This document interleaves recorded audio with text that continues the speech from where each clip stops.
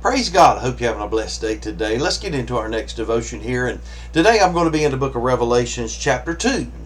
The book of Revelations chapter 2. And this devotion today is stemming from a sermon I preached recently on a Wednesday night. And this sermon dealt with the church here. And this is chapter 2 of the book of Revelations, verses 12 through 17. And it deals with the message that's given to the church at Pergamos. Now, the church at Pergamos is the third church in the list here. You had the church at Ephesus, at Smyrna, and now at Pergamos. Now, this church here, and to make a long story short, because I can't preach my whole sermon over again, and I didn't even really scratch the surface of this sermon very much, so there's so much teaching here. But the church at Pergamos had gone through a lot of persecution, like all of these churches had. These churches were all in the middle of towns, communities that were filled with idol worship. When I say filled with idol worship, I mean filled with idol worship. I mean every god that you can imagine. The Roman gods, Greek gods, Roman gods, and so forth. And these gods were worshipped. And then you also had the whole concept of having declare Caesar as Lord. And so the whole pantheism of gods was just enormous. There was so many different gods that people worship, and so many things that Christians had to stay away from. So many things that families, I mean, literally, you would have part of the family that was in the middle of it, and say less part of the family had gotten saved and had been baptized, and now they were going to church and they were believing in God and worshiping God. And now you had the families kind of split up. And so Rome literally wanted everyone to conform. Rome wanted all of its citizens to, at least once a year, annually, to do what they called pledge their allegiance to Caesar. And by doing this, they would come before an altar. They would take a pinch of incense, put it upon the altar to burn, the altar incense to burn before Caesar, and declare Caesar is Lord. Now this, of course, did not bode well with the Christians. The Christians knew that Caesar was not Lord, but Jesus was Lord. And because of that, it caused great difficulty for those local Christians in that community. And in the church at Pergamos, this is where some of from what I can understand from reading the history of it, one of the chief places where the Caesar worship was really emphasized. And you had to declare your allegiance at least once a year to Caesar. Now, you could have done it more than that, but at least once a year, you had to appear before the magistrates, and it would be recorded that you had pledged your allegiance to Caesar. Now, all you had to do was just a pinch of incense, put it on the fire, say the three magic words, Caesar is Lord, and then you was good to go for another year, so to speak. But for a Christian, like I said, this was a real problem. You go back to the book of Daniel and Shadrach, Meshach, and Abednego. They would not bow before the king's image. Shadrach, Meshach, and Abednego were thrown into the fiery furnace because they wouldn't bow before the king's image. So this is not something new in the Bible, but at the same time, the whole thing with the Caesar worship was something that the Christians were facing basically for the first time. Now, saying all of that, I thought about this and tried to put it within our day and our time period. And, we know that Jesus is Lord. If you're a believer, you know that Jesus Christ is Lord. That's a given. We know that we don't kneel before idols. We don't kneel before images and false this and false that. No, we don't do any of those things. We believe that every knee shall bow and every tongue shall confess that Jesus Christ is Lord.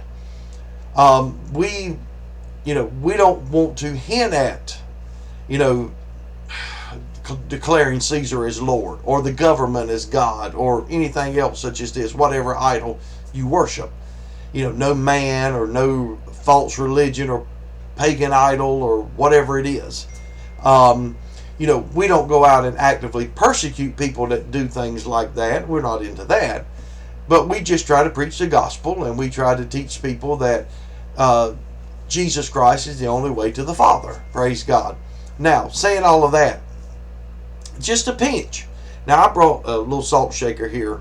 I got a little salt shaker, and I got just a little bit. Now, my grandmother and different ones used to say things like this.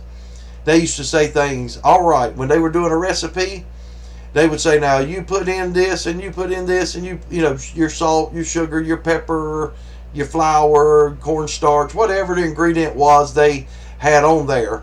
And they would say, and you put in just a pinch of this ingredient. And you would say, well, Grandma, how much is a pinch? Or something like that. You always want to know how much is a pinch. And they would just take their fingers and do like this. And, I got just a little teeny bit of salt. You can't even see it in my fingers. And I shook it out of the salt shaker. Just a pinch. Just a little pinch. Not even enough to hardly know you got it in there. In other words, whatever that ingredient was, you just wanted just barely enough for it to affect the recipe. Just enough. It would affect, usually it was something like garlic or something like that.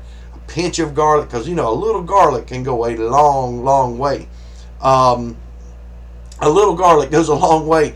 Or a little bit of red pepper, just a little bit of red pepper or something like that, because a little bit of red pepper can go a long ways. I found that out recently in a recipe as well. When I put way too much, I thought I was putting a pinch in. Well, my pinch was evidently way too big.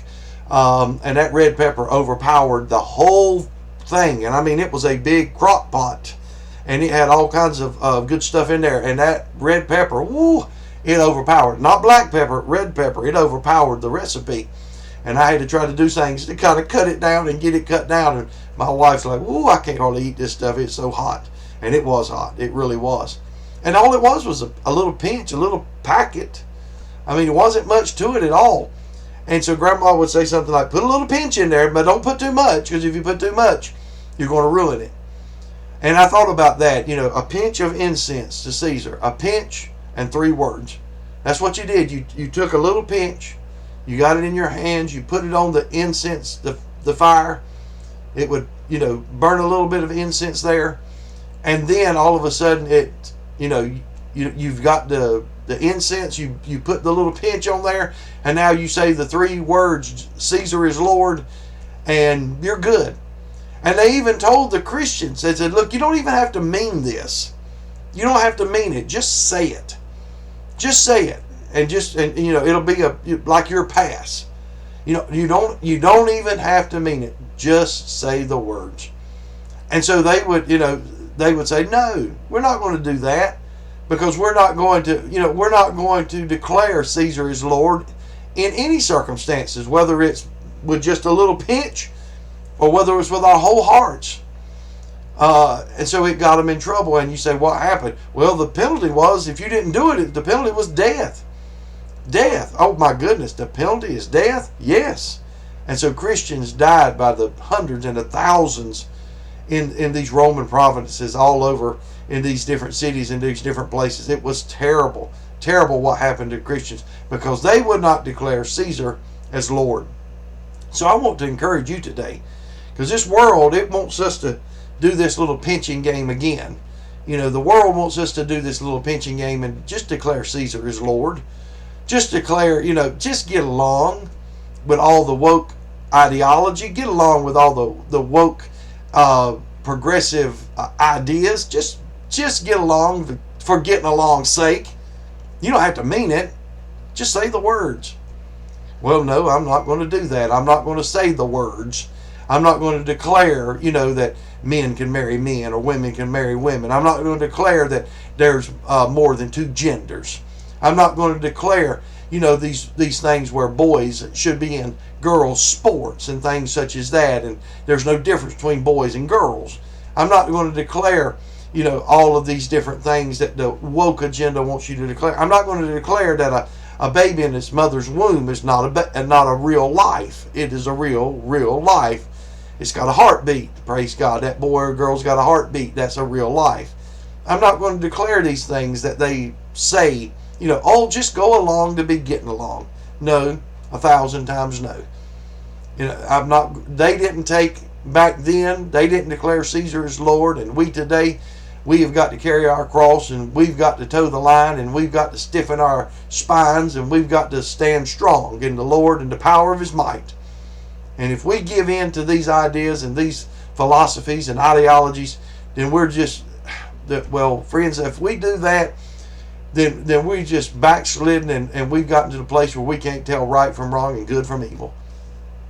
I'm not going to join into that lot, and I'm not going to throw in my cast my line in with that group, so to speak.